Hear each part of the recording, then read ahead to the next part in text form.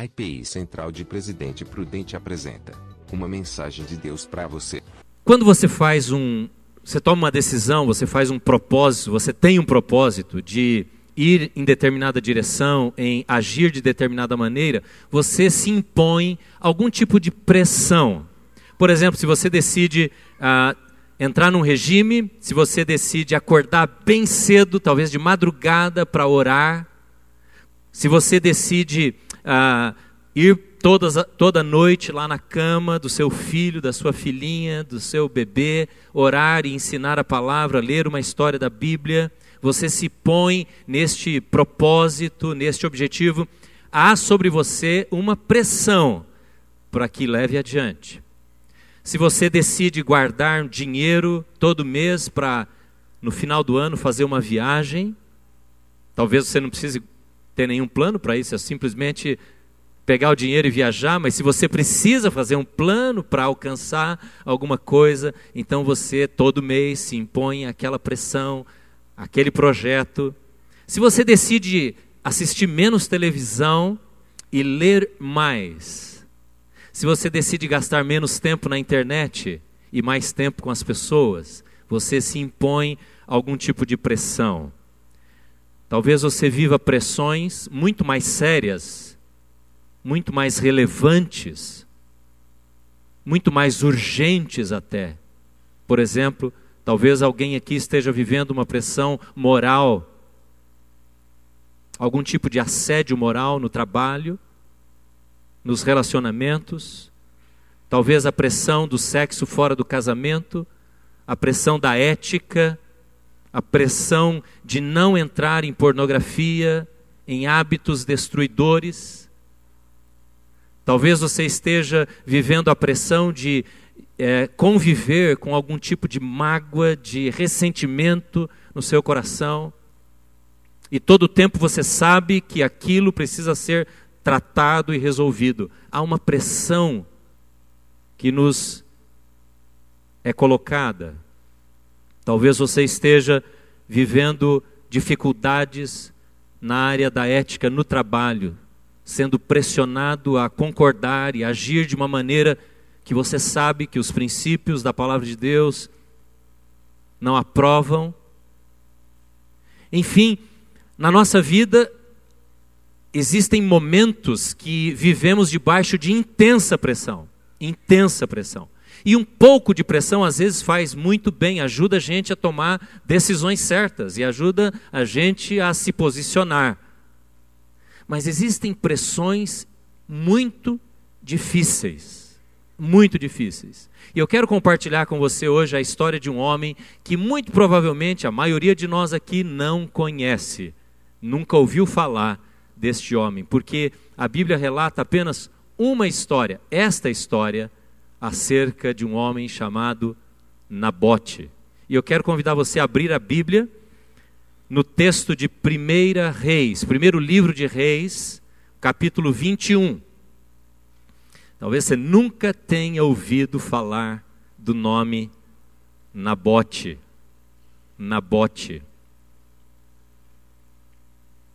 Primeiro livro dos Reis, lá no Antigo Testamento.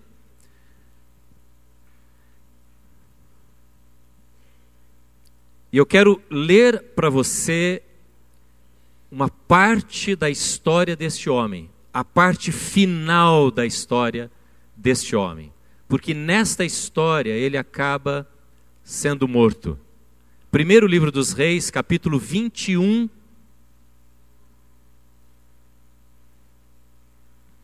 Que diz assim: algum tempo depois, houve um incidente envolvendo uma vinha que pertencia a Nabote de Jezreel. A vinha ficava em Jezreel, ao lado do palácio de Acabe, rei de Samaria. Acabe tinha dito a Nabote: dê-me a sua vinha, para eu usar como horta, já que fica ao lado do meu palácio. Em troca, eu lhe darei uma vinha melhor, ou, se preferir, eu lhe pagarei, seja qual for o seu valor. Nabote, contudo, respondeu: o Senhor me livre de dar a ti a herança dos meus pais.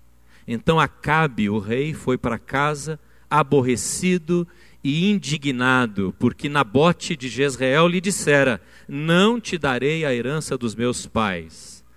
Deitou-se o rei na cama, virou o rosto para a parede e recusou-se a comer.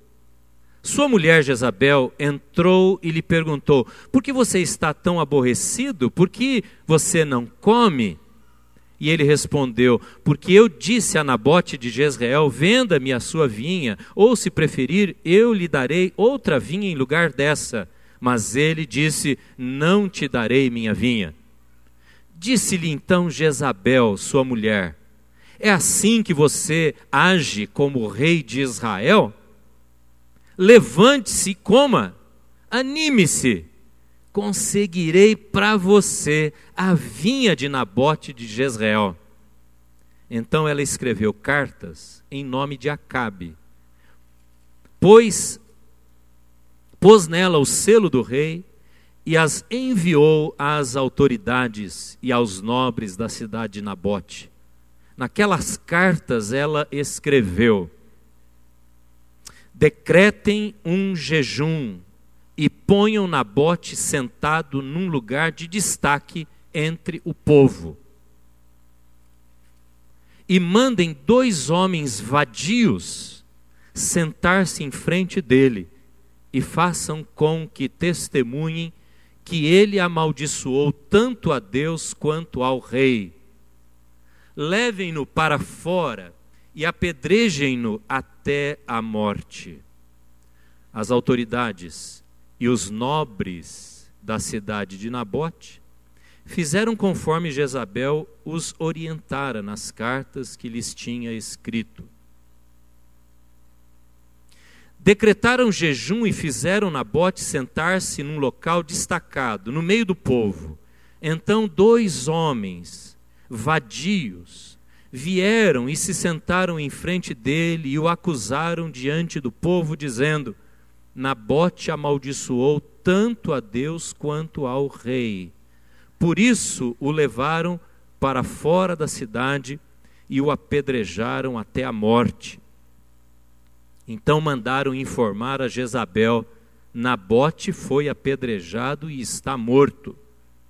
Assim que Jezabel soube que Nabote tinha sido apedrejado até a morte, disse a Acabe: levante-se, tome posse da vinha de Nabote de Jezreel. Recusou-se a vender-lhe. Ele não está mais vivo, está morto. Quando Acabe ouviu que Nabote estava morto, levantou-se e foi tomar posse da vinha. Até o versículo 16. Essa é a história de uma grande pressão, de uma grande firmeza de um homem e as consequências desta decisão de ficar firme na pressão. Uma grande pressão, uma grande firmeza e um grande preço. São as 3 divisões que eu quero compartilhar com você, e você que ouviu bem a história já está entendendo o que vamos falar aqui. Uma grande pressão, uma grande firmeza e um grande preço. O rei Acabe foi o pior de todos os reis de Israel. Israel foi o nome herdado por aquelas tribos que foram divididas ao norte, e os reis foram se sucedendo. E se você quiser conhecer um pouquinho, resumido, a biografia deste homem, olhe no mesmo capítulo, os versículos 25 e 26. Aqui é como se estivesse escrito na lápide de Acabe. Bom, aliás, nome sugestivo, né? Acabe. Ele de fato foi terrível. Acabou com muitas coisas importantes e boas no povo de Israel. Olha aí no versículo 25 e 26 desse capítulo que nós estamos lendo. Diz assim: nunca existiu ninguém como Acabe. Se a gente parasse aqui, poderia ter uma dúvida de que ele foi um grande, bom homem. Mas olha o que diz depois: que pressionado por sua mulher Jezabel, vendeu-se para fazer o que o Senhor reprova. Ele se comportou da maneira mais detestável possível. Olhe só. Indo atrás de ídolos, como faziam os amorreus que o Senhor tinha expulsado de diante de Israel. Se você quer ver a história de um péssimo líder, leia a história de Acabe. E Acabe tinha um palácio de campo, uma casa de campo, que ficava em Jezreel. E ele tinha também um palácio oficial na cidade de Samaria. E certa vez ele estava tomando alguns dias de férias, quem sabe, ali no palácio de Jezreel, e ele viu pela janela daquela grande construção que havia ao lado daquela sua propriedade, uma terra boa, e nesta terra havia um vinhedo. Havia uma terra que tinha grande produção de uvas e de vinho. E aí então ele descobre que aquela terra pertencia a um homem chamado Nabote, e ele chama este homem e diz a ele, faz a ele uma proposta, e começa a fazer uma pressão sobre Nabote. Ele diz: escuta aqui, eu preciso desta terra, eu preciso transformar essa terra que você tem ao lado do meu palácio numa horta. Então me venda esta vinha, este vinhedo, e eu vou dar a você o preço que você pagar. Ou se você quiser escolher uma terra em outro lugar, eu dou a você essa terra, eu compro a você, mas eu preciso desta terra porque ela está ao lado do meu palácio. Nabote, como eu disse, um homem desconhecido na Bíblia. Esta é a história de Nabote. Um homem que recebe um chamado para se comparecer perante o rei, e o rei lhe faz esta pressão: venda-me, porque eu vou te indenizar, eu vou te pagar, ou eu vou comprar uma outra terra, eu vou desapropriar, mas eu vou pagar bem você, porque eu preciso desta terra que está ao lado do meu palácio. E Nabote foi objetivo. Ele respondeu claramente ao rei. Ele disse: meu rei, eu não posso vender esta vinha. E o rei não ficou conformado, não aceitou aquela resposta, onde já se viu um homem negar atender os desejos, as vontades de um rei. Havia uma lei sobre propriedade em Israel. E se você ler Levítico capítulo 25, você vai ver lá que quando Israel tomou posse da terra prometida, a terra foi dividida entre as 12 tribos. E cada parte da terra que o povo judeu entrou foi então parcelado, foi repartido para as tribos. E cada tribo, ao tomar posse de uma área de terra, dividiu entre as grandes famílias, os clãs daquela grande família. Então, divisão em várias tribos, dentro de cada área, divisão em cada família. E a Bíblia diz em Levítico que a terra foi dada como posse, como herança eterna. Portanto, era proibido que um membro de uma família vendesse a sua parte. Ele teria que ofertar, que oferecer primeiramente aos seus familiares, aos membros da sua tribo, da sua grande família. Ninguém podia querer comprar, tomar posse da terra que não fosse da sua própria família, da sua própria herança. Nem o rei podia fazer isso. E o que Acabe está propondo para Nabote é romper aquela lei. E ele começa a fazer pressão sobre a vida daquele homem para que ele cedesse ao desejo do rei. É interessante que a reação do rei é infantil, não é? O rei sai daquela conversa, vai para casa, fica amuado, fica com raiva. Você já viu criança amuada, não é? Quando não dá o que quer. E Acabe foi para casa, não comeu, e deitou na cama e se virou para a parede e ficou ali sem tomar suas refeições, até que chegou Jezabel, sua esposa. Jezabel era terrível. Se você quer dar um sinônimo para o nome Jezabel, uma mulher terrível, terrível, destruidora, manipuladora, mandona. Acabe fora de casa era aquele, mas dentro de casa era um banana. Não mandava em nada. Jezabel que dominava aquela casa. E ela chega para ele com raiva e diz: que é isso? Você não é rei nessa terra? Já que você não consegue resolver esse problema, deixa comigo. Eu vou te dar a vinha de Nabote. Eu vou resolver isso. Queridos irmãos, vamos pensar um pouquinho sobre a compra daquela terra. Acabe sabia da lei do livro de Levíticos. Jezabel não sabia. Porque Jezabel não era israelita. Acabe se casou com uma mulher de outro povo. Jezabel trouxe, quando casou-se com Acabe, os reis. E você conhece a história dos profetas de Baal. Conhece a história dos Elias e os profetas de Baal? Baal era uma divindade adorada em Israel, nessas tribos do norte, trazida esta divindade por Jezabel, autorizado por Acabe. E quando Acabe diz: eu quero comprar a sua terra, Acabe está jogando fora a orientação do livro de Levítico.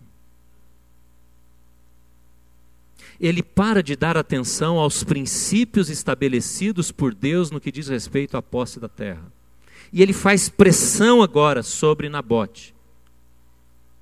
E ele permite que a esposa dele assuma agora, em dose dupla, esta pressão sobre Nabote. E a história continua.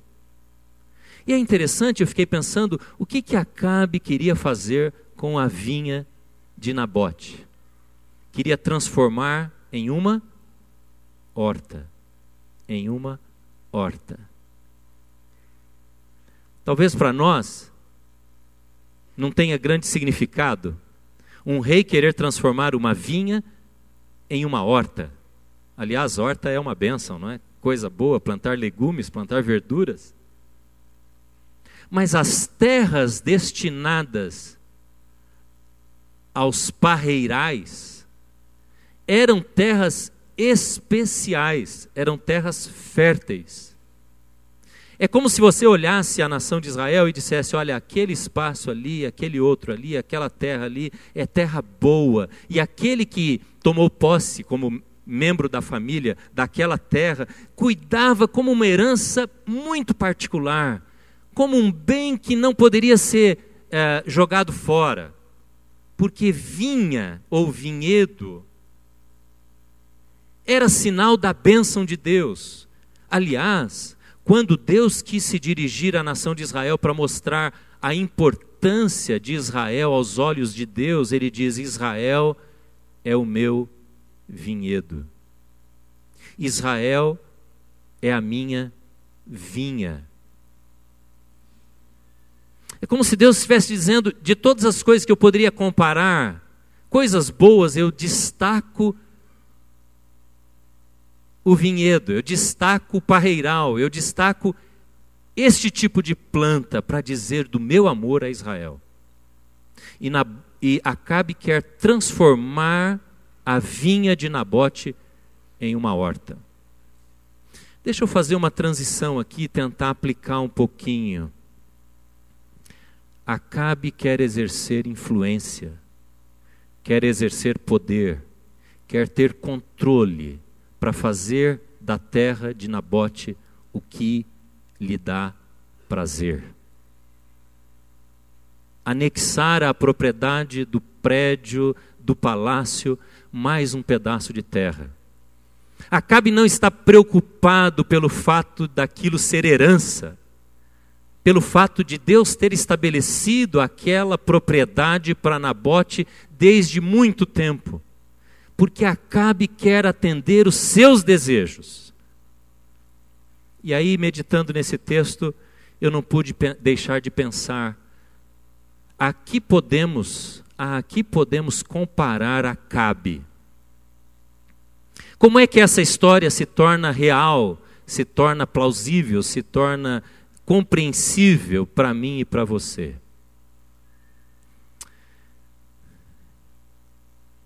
E eu fiquei pensando, o que é que quer ter controle sobre as nossas vidas? O que é que neste mundo quer assumir autoridade sobre as nossas reações, as nossas vontades e controlar a maneira como vivemos? E eu me lembrei do apóstolo João. O apóstolo João diz, não amem o mundo, nem as coisas que há no mundo. Porque quem ama o mundo, o amor do Pai não está nele. Porque as coisas que procedem do mundo não procedem de Deus. E na primeira carta de João, ele vai descrever então que há um inimigo chamado o sistema mundano de viver. E eu creio que Acabe pode ser comparado a essa maneira de viver, uma vida mundana, debaixo dos princípios e das orientações que atendem o desejo do coração humano, que não tem nada a ver com a orientação e os princípios da palavra de Deus. Há uma maneira de entender a vida sem Deus. Há uma maneira de, mesmo crendo na existência de Deus, e você sabe que muita gente que você conhece vive assim, mesmo dizendo que pode até crer em Deus, mas não coloca a sua vida debaixo das ordens e das orientações e dos princípios de Deus. E esse sistema de viver, chamado sistema do mundo, quer exercer tal influência a ponto de fazer com que aquilo que é importante para nós, como a vinha de Nabote era para ele,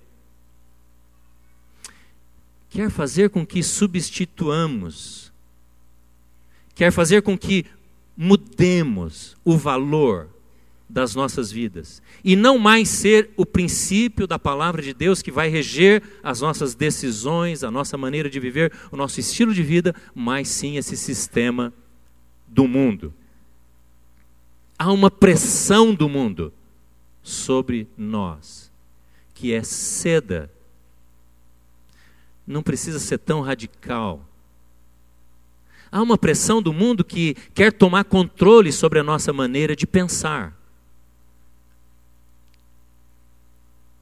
E aquilo que era claro e nítido para nós há algum tempo atrás passa a ser obscuro. Talvez uma verdade que agora pode ser negociada. Porque Acabe, esse sistema de viver conforme o que o mundo diz, todo o tempo está falando aos nossos ouvidos. Não é bem assim. Deixa disso. Não seja tão radical. A Bíblia, na verdade, foi escrita há tanto tempo atrás que ela não se encaixa mais na nossa realidade. E essas vozes ficam falando o tempo todo. Vamos tirar essa vinha. Vamos jogar fora essa herança. E vamos nos adequar. Veja, a proposta de Acabe não foi terrível. A proposta de Jezabel foi. Mas a de Acabe não foi terrível. Ele disse, fala o preço. Eu pago aquilo que você quiser. Eu te dou uma terra em outro lugar melhor do que essa, basta você escolher. O problema é que Nabote não era regido por vantagens. O problema não, a vantagem, não é? O benefício, a coisa boa, a boa notícia. Nabote era regido pelos princípios da vontade de Deus e não pela sua vantagem pessoal. Hoje de manhã estávamos na classe Metanoia, estava falando para os pais. E o autor do livro que estávamos lendo disse, algumas décadas atrás, os pais criavam seus filhos para cumprirem um propósito, um destino, e colocavam, inculcavam na cabeça dos seus filhos que Deus os chamou para serem pessoas de valor. Mas hoje, diz o autor, os pais criam seus filhos para ganhar dinheiro. E a gente ouviu testemunhos na própria sala de aula. E talvez você tenha vivido debaixo de uma orientação, ou esteja vivendo, talvez você jovem esteja vivendo debaixo de uma orientação muito materialista e secularizada dos pais que dizem: filho, você tem que escolher uma profissão que dê dinheiro. E ao invés de dizer aos filhos: filho, vamos orar para Deus fazer brotar no seu coração qual é a sua vocação, qual é o propósito de Deus para a sua vida. Filho, Deus te deu uma vinha. E ao invés disso, estão dizendo: vamos fazer aqui uma horta. Vamos ver o que é que vai gerar mais vantagem para você. Irmãos, a pressão que nós estamos vivendo para atender aos nossos desejos é incrivelmente grande, forte, uma grande pressão. Quantas pessoas se relacionam com o casamento até que isso não gere mais desprazer? E o ponto de decisão de uma separação é este: eu não estou mais feliz. Você já ouviu isso? Eu não estou mais feliz, eu não estou mais realizado. Então não tem mais por que ficar junto. Não tem mais por que manter esse casamento. Eu já não estou mais feliz. Vou procurar a minha alegria. E é assim que as pessoas se relacionam, porque estão trocando vinha por horta. Você entende? Estão se sujeitando às propostas desse sistema mundano que vai fazendo pressão sobre a nossa vida, para abandonarmos a palavra de Deus, a vontade de Deus. E ao invés de descobrirmos o que Deus quer fazer, tentamos achar as soluções mais rápidas e mais fáceis. Todo tempo há uma voz de Acabe no nosso ouvido, o tempo todo. Quer você seja adolescente, quer você tenha 80 ou você tenha 8, quer você seja casado, solteiro, homem, mulher, idoso ou criança, o tempo todo Acabe está dizendo nos nossos ouvidos: ceda, não seja tão inflexível. Deus vai compreender, Deus vai entender. Vamos fazer algumas adaptações aqui no seu namoro. Para que ser tão radical assim? Todo mundo faz. Hoje em dia é tão comum. Não são essas frases que ouvimos o tempo todo? Mas Deus havia dado uma herança para Nabote e para sua família.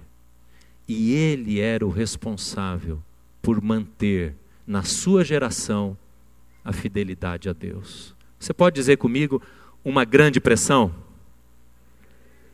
Acabe está sempre falando, diga comigo: Acabe está sempre falando nos nossos ouvidos, sempre, sempre. Dá-me a tua herança, dá-me a tua herança. Mas há uma resposta com uma grande firmeza, e eu acho fantástico. Olha, é a única vez que você ouve, que você lê Acabe falar. Ele não falou mais nada. A única frase dita por Nabote na Bíblia é esta que está aí no capítulo 21, versículo 3. A resposta de Nabote. Você pode ler comigo? Nabote, contudo, respondeu. Vamos ler lá, versículo 3. O Senhor... Isso, eu pedi para você ler comigo porque eu precisava tomar água. Então agora vamos ler juntos, vai. O Senhor me livre de dar a ti a herança dos meus pais. Que firmeza tem este homem. Ele não fala mais nada. A única frase registrada na Bíblia de Nabote é: o Senhor me livre de dar a ti, Acabe, a herança dos meus pais. O Senhor me livre. Interessante, Nabote invoca a sua relação com Deus. O Senhor me livre. Deus que me livre. Daí que vem a frase. Você sabia? Daí que vem a frase. Deus que me livre. Deus me livre. O Senhor que me livre, que me ajude a não pecar contra a minha própria família e com o meu Deus. Ele invoca a sua aliança com Deus. Deixa eu dizer uma coisa para você. Quando você estiver debaixo de alguma pressão, quando você estiver sendo tentado, invoque a sua aliança com o Senhor Jesus. Diga: eu estou em aliança com Cristo, eu não posso e não vou abrir mão dela. Nabote nem sequer perguntou preço, quanto que o rei daria. A resposta foi objetiva, como tem que ser o nosso posicionamento. Se Deus me dirige assim, se Deus me instruiu assim, é assim que eu quero viver. Ele invoca o temor do Senhor. Eu sei em quem tenho crido. Depois de muito tempo iria dizer o apóstolo Paulo. Ele invoca a aliança com a sua família. Eu gosto disso. Hoje foi o dia dos pais, né? E foi o dia de lembrar, talvez, do dia que nasceu o nosso filho, a nossa filha, olhar para trás, agradecer ao Senhor, valorizar aquilo que nos é tão caro, né? Tão especial, os nossos filhos, os nossos pais. Nabote olha para aquela situação e diz: eu tenho história. Ô Acabe, fique sabendo de uma coisa. Eu não estou solto nesse mundo. Eu tenho a quem prestar conta. Eu tenho gente que está ao meu lado. Eu tenho gente para a qual eu quero ser fiel enquanto eu viver. Ele não está disposto a ceder à pressão. Ele não está disposto a entregar a honra dele nas mãos daquele rei. Ele não está disposto a negociar. Ele não está disposto a ouvir e entregar o controle de sua vida nas mãos de Acabe. Tenho herança. Tenho herança. Eu quero dizer a você que talvez esteja nesta igreja há 1 mês, há 6 meses, há 1 ano, pouco tempo. Eu quero dizer a você que está aqui há 20 anos, 30, 40 anos. Todos nós temos uma herança. Herança. Quer você saiba disso há muito tempo ou você nem se deu conta disso ainda. Sabe que herança é esta? A herança daqueles que pagaram um alto preço para que tivéssemos hoje a fé podendo ser exercitada por nós com tamanha liberdade. Nós temos herança, irmãos. Nós recebemos de outros. Você já parou para pensar que esta igreja que está aqui hoje, nós somos a igreja, né? Nós somos a igreja desta geração, desde os mais novinhos aos mais velhos que estão aqui dentro. Você já parou para pensar que nós recebemos esta igreja como herança? Você jovem, adolescente, você que está aqui há 1 mês, há 6 meses, 1 ano, ou muito tempo, alguém se esforçou para entregar para nós todos, esta herança, esta igreja, este nome, a reputação, a fama, boa ou ruim, que uma igreja pode ter, depende da geração que está vivendo hoje, porque nós recebemos de alguém e nós precisamos dar continuidade. Nabote diz claramente: eu não vou abrir mão da minha herança. Talvez você não seja dessa igreja, mas eu quero dizer que mesmo que você não seja membro de igreja nenhuma, você tem uma herança que Deus deu a você. Deus deu a você uma herança. A herança de poder conhecer a Bíblia, conhecer o Evangelho e viver para Jesus. Deus deu a você essa herança, mas Acabe está todo o tempo dizendo: ceda, mude, abra mão, negocie. Mas Deus está querendo ouvir de nós uma grande fidelidade, uma grande fidelidade. Eu estava pensando na história da igreja, e eu me lembrei de uma história, de uma parte da história que a gente vai ver agora, de um homem chamado Lutero. Daqui a 2 anos, nós vamos comemorar 500 anos de história da Reforma. Agora dê sua resposta. Olha esse vídeo, o pedacinho da história de Lutero. Pode apagar a luz, por favor.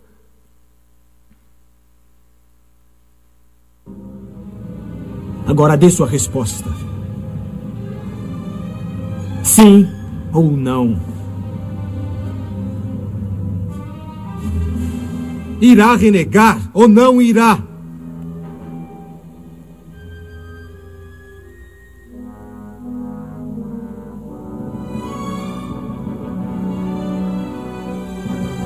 Se Sua Majestade e os outros desejam uma simples resposta,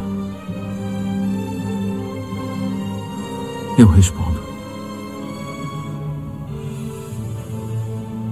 A menos que eu seja convencido pelas Escrituras e pela razão simples, e não por papas e concílios que tantas e tantas vezes se contradisseram,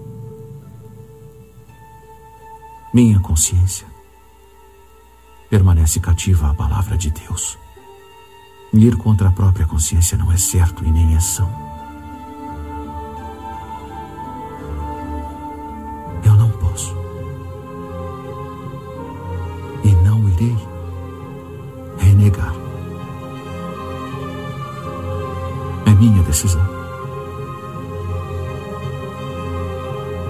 Eu não tenho escolha. Deus me ampare.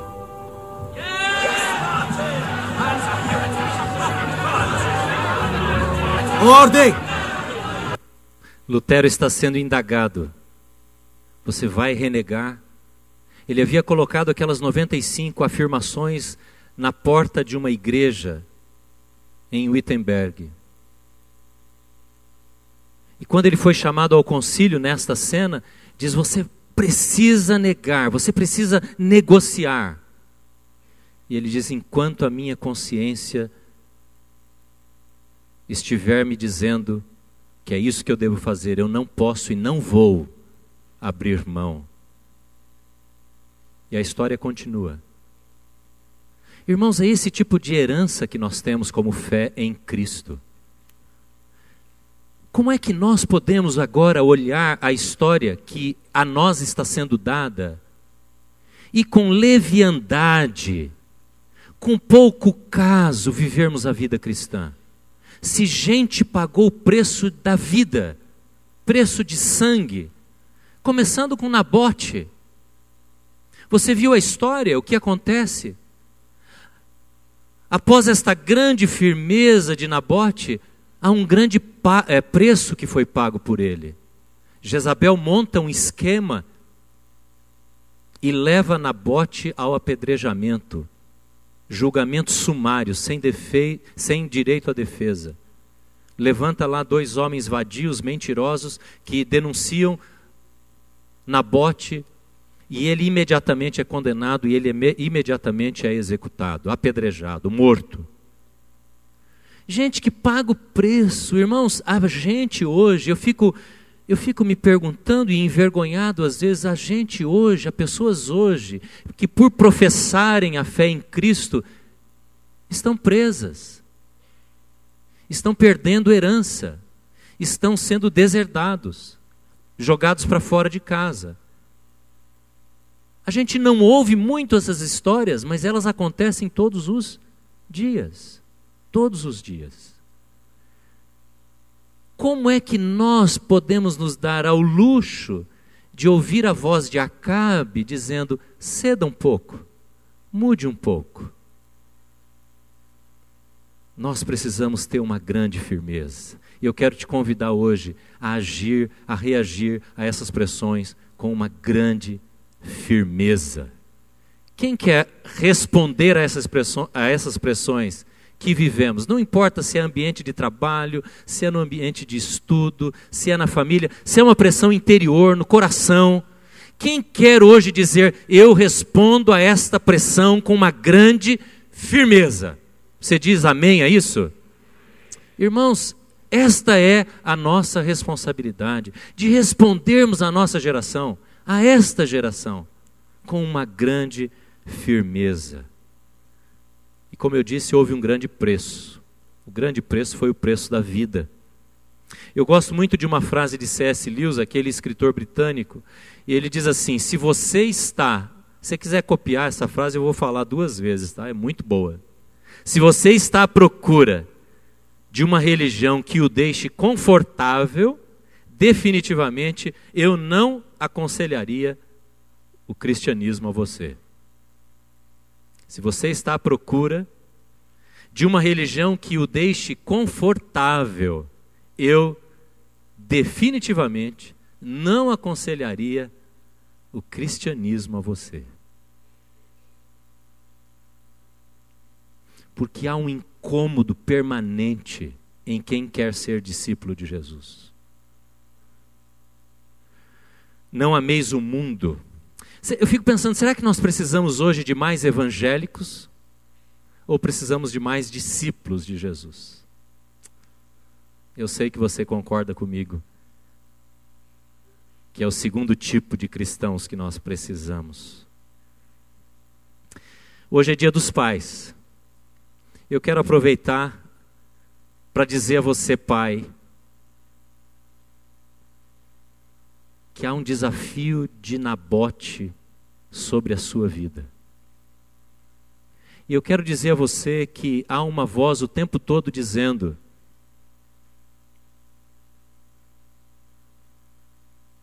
para você desistir do seu filho, que não tem valido a pena tanto orar por ele, por ela. Eu quero dizer a você que Deus está desejoso de ver pais se levantando aqui e dizendo: eu vou lutar como Nabote e pagarei o preço que for preciso. Você vai assistir um vídeo agora de um pai que se levantou, de um filme que talvez você já tenha assistido, mas vale a pena ver esse pedaço, de um pai que se levantou para cumprir o propósito de Deus na vida dele. Veja lá. Agora eu acredito que Deus deseja que todos os pais se levantem corajosamente e façam o que for necessário para se envolverem na vida de seus filhos. E mais do que apenas estar lá e os sustentar, tem que andar com eles através de suas vidas jovens e ser uma representação visual do personagem de Deus, nosso Pai do céu. Um pai deve amar seus filhos e procurar ganhar seus corações. Ele deve protegê-los, discipliná-los e ensiná-los sobre Deus. Tem que ser o exemplo de como andar com integridade e tratar os outros com respeito. E deve convocar seus filhos para serem homens e mulheres responsáveis, para que vivam suas vidas pelo que é importante na eternidade. Alguns homens vão ouvir isso e zombar, ou ignorar. Mas eu digo a vocês que, como pai, você é responsável perante Deus pela posição de influência que Ele deu a você. Você não pode dormir na direção só para acordar um dia e perceber que seu trabalho e seus hobbies não têm nenhum valor eterno, mas as almas dos seus filhos têm. Alguns homens vão ouvir e concordar com isso, mas não vão colocar em prática. Em vez disso, vão viver para si próprios e perder a oportunidade de deixar um legado divino para a próxima geração.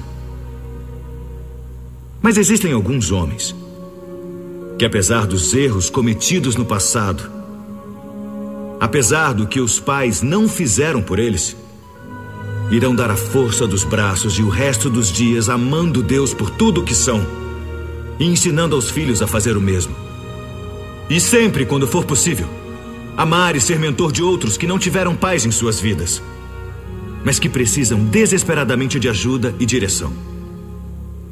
Nós convidamos qualquer homem cujo coração esteja cheio de coragem a se unir a nós nesta resolução.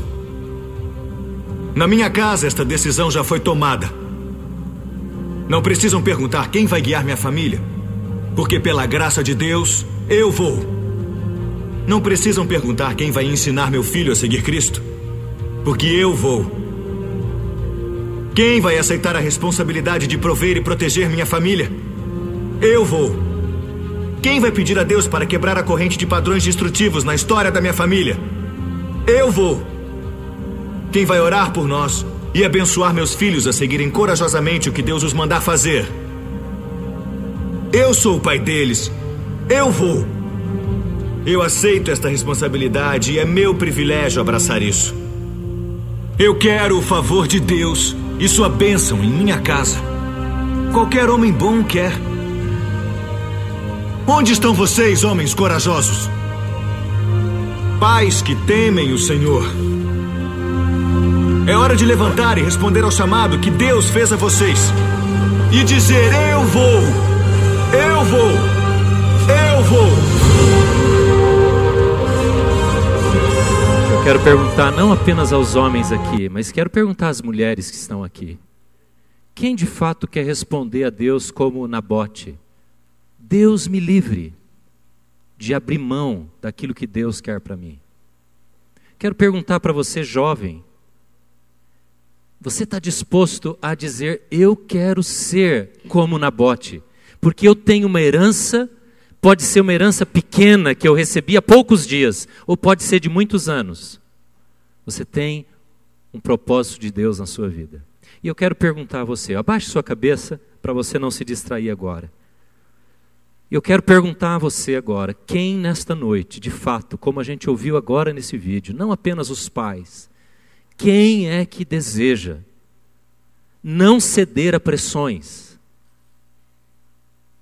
mas andar no caminho do Senhor? E se você não souber a decisão a tomar, então você vai orar e dizer: Deus, eu preciso da tua instrução. E sabe por que nós podemos chegar diante de Deus e pedir isso? Porque Nabote aponta para Jesus. Porque assim como Nabote foi colocado no meio de homens vadios, diz o texto, e foi condenado e sumariamente condenado, julgado, e foi morto por apedrejamento, Nabote nos aponta para Jesus, que também da mesma forma foi condenado, sem ter culpa alguma, mas ele foi condenado para nos dar o poder, para nos dar a capacidade de dizer: eu quero pagar esse preço, eu quero assumir. E você pode olhar para a cruz de Jesus, para onde Nabote está nos apontando na direção de Cristo, e dizer: eu quero sim, Senhor, eu quero. Eu sei que Acabe, as vozes do mundo ficam falando e insinuando e fazendo pressão na minha vida. Pressão para desanimar, para desistir, para me afundar nas minhas lamentações, nas minhas queixas, para tratar mal a minha esposa, meu filho, meu marido, para não dar o testemunho que eu deveria estar dando no colégio, na faculdade, no trabalho. Acabe está todo o tempo dizendo: ceda, ceda a pressão. Não precisa ser tão radical assim. Mas você pode olhar para Jesus e dizer: Jesus, eu quero me levantar como uma geração abençoada, santa, cheia de convicção. Eu quero, como igreja de Jesus, dizer: no que depender de mim, a próxima geração vai receber uma igreja muito melhor, muito mais bonita, muito mais firme, muito mais santificada. E eu quero convidar você a responder isso ao Senhor. Não há como você que está aqui dentro não dizer sim a esse desafio. Não há como. Como C.S. Lewis disse: se você está procurando uma religião sem compromisso e sem preço, que não gere responsabilidade, se você está procurando de fato um compromisso vivo com Deus, o seu lugar é aos pés de Cristo.